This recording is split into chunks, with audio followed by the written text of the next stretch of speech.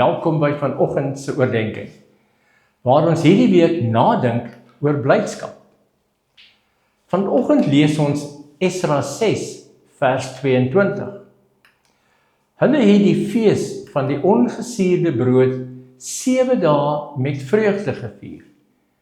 Die Here het hulle die vreugde geskenk, toe hy die gesindheid van die koning van Assirië verander het, sodat hy hulle ondersteun het in die werk aan die huis van God, die God van Israel. Na jare van ballingskap, stryd en herbou, staan die volk weer voor die tempel, en hulle vier nie net 'n fees nie, hulle vier fees met vreugde, wat God self gegee het. Die fees van die ongesuurde brode herinner aan uitkoms uit slawerny, maar hier in Esra is dit nog dieper. God het nie net die tempel herbou moontlik gemaak nie.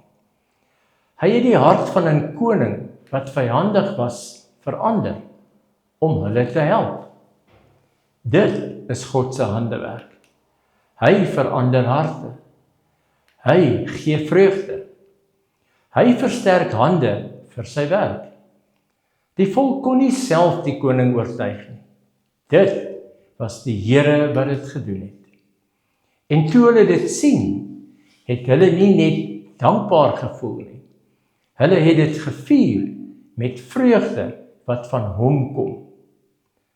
God draai mense se visies om. Vandag mag ons onsself afvra, waar in my lewe het God reeds harte verander of deure oopgemaak wat ek nie self kon oopkry nie?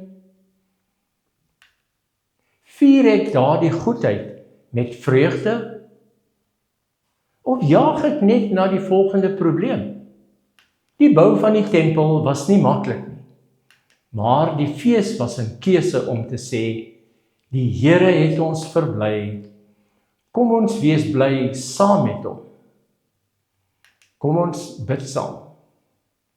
Here, dankie dat U nie net werk doen nie, maar ook vreugde gee. Verander harte rondom ons. Versterk ons hande in wat U vir ons gee om te doen. En leer ons om met feesvieringe te reageer op U trou. Amen.